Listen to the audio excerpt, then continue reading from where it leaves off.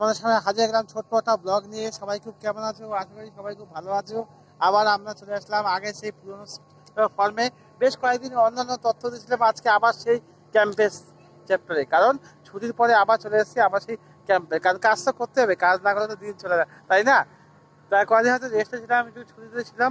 তা আজকে আবার সেই কাজ শুরু হয়ে গেল, কালকের থেকে ক্যাম্প। তা আজকে সার্ভে করতে আসলাম, সেই জন্য তোমাদেরকে দেখাবো যা কি প্রসেস সেগুলো হচ্ছে।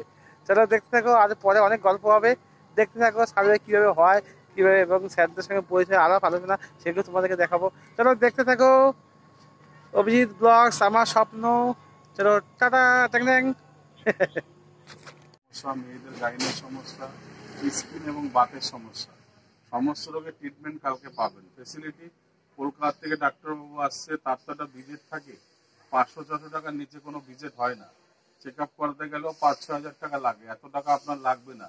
100 টাকার বিনিময়ে ক্লাবের সহযোগিতায় কালকে আপনি দেখাতে পারবেন। এই জন্য বাড়ি বাড়ি টোকন দিয়ে যাচ্ছি, আর 2টো টোকন বাকি আছে।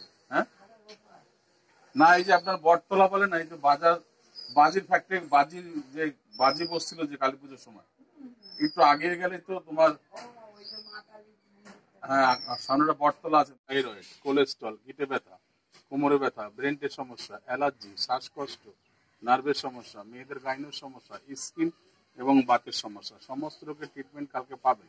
ফেসিলিটি, কলকাতা থেকে ডাক্তারবাবু আছে, তার তো একটা ভিজিট লাগে। 400-500 টাকার নিচে কোনো ভিজিট হয় না। চেক আপ করাতে গেলেও 4-5 হাজার টাকা লাগে। এত টাকা আপনাদের লাগবে না। 100 টাকার বিনিময়ে আপনি চেক আপটা করাতে পারবেন।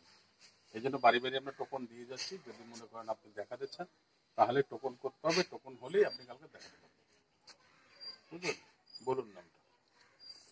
এটা হচ্ছে সেই হুগলি নদী, তোমরা দেখতেই পাচ্ছ। এর আগেও তোমাদেরকে দেখেছিলাম যে হুগলি নদীটা, এটা যেটা সেই কলকাতায় একদম পুরো তোমার চলে গেছে একদম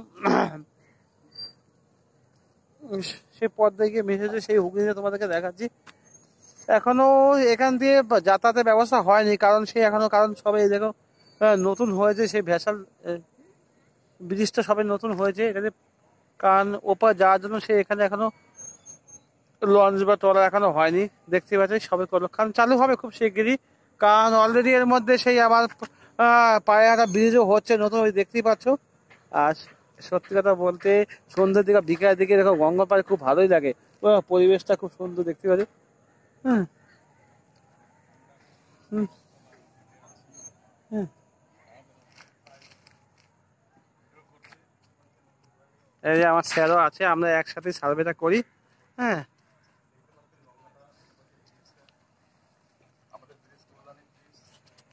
আমাদের স্যার আছে, আমরা জাস্ট সার্ভে কাজটা শেষ করলাম।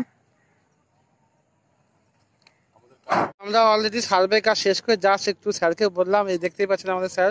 তা স্যারকে বললাম, স্যার চলুন একটু আমরা এই সামনে হুগলি নদী আছে, একটু দর্শন করে আসি। সবসময় তো কাজ বাজ নিয়ে থাকি, এবার কাজে ফাঁকে একটু আমরা একটু ঘুরতে পারি। স্যার তো যেতে, কারণ উনি ব্যস্ত মানুষ, কারণ এখান থেকে আবার কলকাতা চলে যাবে। কারণ তাও স্যারকে রিকোয়েস্ট করে ভাবলাম যে একটু মা গঙ্গাকে দর্শন করে দিই, কারণ ওনার বাড়ি সে অনেক দূর। আচ্ছা স্যার, তাহলে তা আজকে সার্ভেটা মোটামুটি কেমন হলো একটু দর্শককে আপনি স্যার একটু জানান। আমাদের সার্ভেটা আজকে মোটামুটি ভালোই হয়েছে। এখন আমরা একটু সময় কাটাতে এসেছি আমাদের এই রথতলা ব্রিজ, কল্যাণী ব্রিজ। আচ্ছা আচ্ছা স্যার, আগের ব্লগে আমরা বলেছিলাম যে আমাদের কি নিয়ে কাজ করি বা আমাদের হেলথ ক্যাম্পের বিষয়বস্তু কি, এই সম্পর্কে একটু হালকা একটু তথ্য একটু দর্শককে জানান। কারণ এখন তো ভারতবর্ষে না, সারা পৃথিবীতে এমন কোনো বাড়ি নেই যে রুগী নেই। হ্যাঁ, সেই জায়গায় দাঁড়িয়ে আমরা কীরকম পরিষেবা দিই একটু যা সংক্ষেপে একটু বলুন। আমাদের এখানে রথতলায় আগামীকাল 11টা থেকে 4টে পর্যন্ত আমাদের হেলথ ক্যাম্প শুরু হবে। আমাদের হেলথ ক্যাম্পগুলো হয় সাধারণ মানুষদের জন্য, যারা খুব গরিব মানুষ। তারা স্বাস্থ্য, মানে তাদের স্বাস্থ্য ভালো রাখার জন্য, তাদের আর্থিক অবস্থা খুবই খারাপ থাকে, ভালো জায়গায় গিয়ে ট্রিটমেন্ট করতে পারে না, তার জন্য আমরা ক্যাম্পগুলো করে থাকি, যে ওইসব মানুষগুলো আমাদের ক্যাম্পে এসে যেন ভালো হতে পারে, মানে সঠিক পরিষেবা পায়। আমরা হচ্ছে আয়ুর্বেদিক মেডিসিন এবং ফুড সাপ্লিমেন্ট নিয়ে কাজ করি। যেসব মানুষদের মধ্যে কোনো সাইড এফেক্ট হবে না, ঠিক আছে, তারা সঠিকভাবে তাদের চিকিৎসা পাবে এবং আগামী দিনগুলো তাদের যেন ভালো থাকে। তাদের আমরা চিকিৎসার মাধ্যমে রোগগুলো আমরা নিরাময় করি। যেমন অনেকে খুব লিভারে ভুগছে, liver, fatty liver, sugar, thyroid, কিডনির প্রবলেম, অনেকের আছে অশ্বর প্রবলেম, নানা রকম প্রবলেম থাকে। এবার প্রবলেমগুলো সব বাইরে থেকে বড় বড় ডাক্তার অ্যালোপ্যাথি ওষুধ দিয়ে দমিয়ে রাখে। সেই সব ওষুধ তো কোনো কাজ হয় না। আমাদের এখন যুগ চলছে আয়ুর্বেদিক যুগ, প্রত্যেকটা মানুষ আয়ুর্বেদিকের উপর ঝুঁকে আছে। আগে মানুষ বিশ্বাস করতো না, এখন আস্তে আস্তে আয়ুর্বেদিক দিকে ঝুঁকছে। আমরা ঘুরে ফিরে শেষ আয়ুর্বেদিক জমানায় ফিরে আসছি, কেননা আয়ুর্বেদিক ওষুধ খেলে আমরা দীর্ঘদিন বাঁচতে পারবো, আমাদের শরীর সুস্থ থাকবে। তাই আমরা আয়ুর্বেদিকটা কোথা থেকে এসছে, জন্মলগ্নটা কিভাবে এসছে? জন্মলগ্ন আয়ুর্বেদ আমাদের ভারতবর্ষ, ঠিক আছে। আয়ুর্বেদিকের মধ্যে যেমন আমাদের স্যার আয়ু একটু শব্দটা রামায়ণ থেকে লেখা একটু আছে। যদি তথ্য তুলে দেওয়া যায়। আয়ুর্বেদিকের মধ্যে আমাদের আয়ু শব্দটা লেখা আছে, মানে আমরা আয়ুর্বেদিক ওষুধের উপর নির্ভর করলে আমাদের আয়ুটাও দীর্ঘদিন থাকবে, ঠিক আছে। আমাদের ভারতবর্ষ থেকেই কিন্তু আমাদের সব গাছটা তুলে নিয়ে আমেরিকা, বিদেশ এগুলো ওষুধগুলো তৈরি করে, সেগুলো ঘুরে ফিরে আবার আমাদের ভারতে আসে, ঠিক আছে। কিন্তু আমরা নিজেরাও জানতে পারি না যে আমাদেরই গাছটা আমাদেরই ওষুধ ওরা নিজেদের ব্র্যান্ডের মানে টিক লাগিয়ে আমাদের এখানে আবার রিটার্ন করে পাঠাচ্ছে। যখন মানুষ বুঝতে শিখবে তখন মানুষ দীর্ঘদিন আয়ুর যাত্রা করতে পারবে। আর যতদিন বুঝতে না পারবে, তাই এরকম বাইরের ডাক্তার দেখিয়ে তাদের শরীরের রোগটা বাসা বাঁধবে। একদিন 40 বছর, 50 বছর, 60 বছর না হতে হতেই সব স্বর্গে চলে যাবে। কিন্তু যদি আয়ুর্বেদিকের উপর আমরা বিশ্বাস করি, আমার আগামী দিনগুলো ভালো থাকবে। আগেকার দিনে মানুষ সন্তান হতো 11টা 12টা, এখন একটা আমার সন্তান করতে গেলেই শরীরে প্রবলেম হয়ে যায়, কারণ আমাদের হেলথ ডিপার্টমেন্ট এখনো পিছিয়ে। দেখুন না, সামনেই তো আমাদের করোনা ভাইরাস, সামান্য একটা করোনা ভাইরাস পুরো। আর যদি world- হেলথ ডিপার্টমেন্ট স্যার যদি এগিয়ে থাকতো তাহলে কিন্তু ভারতবর্ষের সবাই কিন্তু সুস্থ থাকতো। সুস্থ থাকতো। নেই, কিন্তু আমরা এই সার্ভে ম্যাক্সিমাম প্রত্যেকটা বাড়িতে কিন্তু স্যার রুগী, এমন করে বাড়ি নেই। হ্যাঁ। আমাদের ইমিউনিটি পাওয়ার কমে গেছে, তাই একটা সামান্য একটা করোনা ভাইরাস আমাদের শরীরে অ্যাটাক করছে। আমাদের যে ভ্যাকসিন নেওয়ার কোনো প্রয়োজন ছিল না, আমাদের যদি ইমিউনিটি পাওয়ার ঠিক থাকতো, মনের যোগ ঠিক থাকতো, হার্ট ভালো থাকতো, আমাদের কোনো করোনা ভাইরাস কিছু করতে পারতো না, শরীরে আসতো আবার চলে যেত। আমি তো নিজে কখনো ভ্যাকসিন নেইনি, আমি ভ্যাকসিন নেইনি, আমার ওই ভ্যাকসিনের কোনো প্রয়োজনই ছিল না।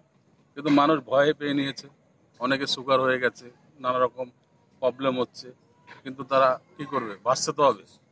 সরকার বলছে নাও ভ্যাকসিন, দাও ভ্যাকসিন, এবার অনেকের প্রবলেম হয়েছে, কেউ বলছে ভালো আছে। যেমন স্যার সকালবেলা আপনাকে একজন ফোন করলো যে স্যার কয়েকটা পেশেন্ট স্যার ওনার ওষুধ খেয়ে মোটামুটি ভালো আছে, তা সেই সম্পর্কে কিছু একটু বলুন স্যার। হ্যাঁ, আমাদের ওষুধকে 80% লোকই ভালো থাকে, 100% ভালো থাকে বলতে পারবো না, কারণ কি 20% লোক ওষুধ খেতে চায় না।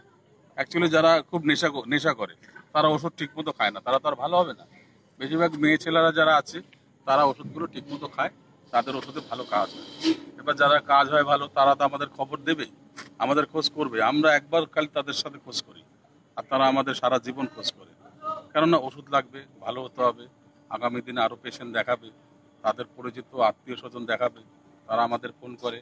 আমরা আবার নেক্সট ক্যাম্পে তাদের আমরা ফোন করে বলে দিই ওখানে ক্যাম্প হবে, সেখানে তারা আবার আসে। কেন, ভালো না হলে তো আর তারা আমাদের খোঁজ করবে না, ভালো হয়েছে বলে আমাদের খোঁজ করছে।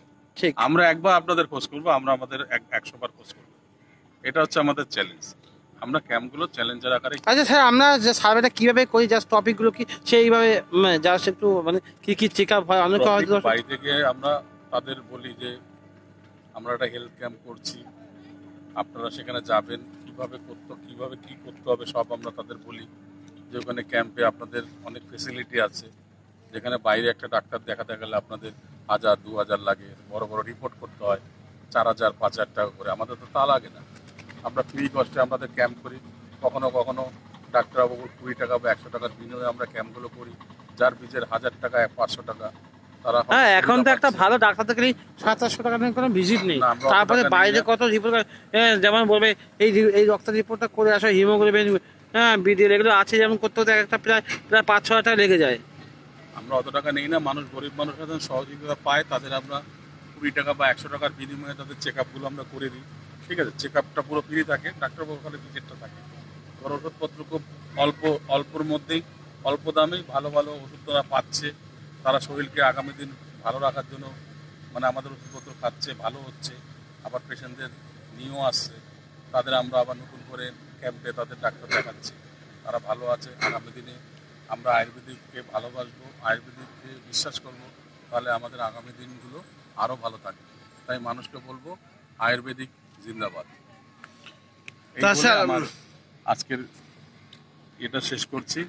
তা স্যার, যদি এবারে দেখা গেল এবারে এখানে অনেক দর্শক হয়তো আপনাদের এই তথ্যগুলো দেখবে, যারা অনেকে হয়তো ভালো লেগেছে, এবার রোগী তো অনেক আসে, এবার যদি কেউ যোগাযোগ করতে কি করে স্যার আপনার সঙ্গে যোগাযোগ করবে? যোগাযোগ করতে গেলে আমার ফোন নাম্বারে ফোন করবেন 8777 677 966, 8777 677 966। অনেক অনেক ধন্যবাদ স্যার।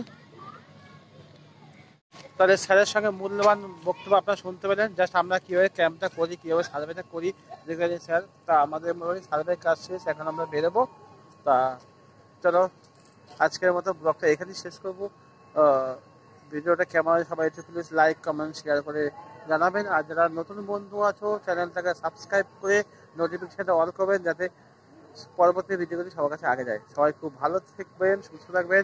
আপনাদের সঙ্গে আবার আমার দেখা হচ্ছে পরবর্তী কোনো ব্লগে। আজকে মতো আসি, টাটা বাই বাই। সবাই খুব ভালো থেকো, সুস্থ থেকো। Wish you all the best. জয় ইকো ফাইনালি, টাটা। অবশেষে আমরা হেলথ ক্যাম্পে সার্ভে করতে করতে চলে আসলাম একটু হুগলির নদীর তীরে। খুব এই এরকম কাছাকাছি জায়গায় আজকে আমাদের হেলথ ক্যাম্পটা বসবে।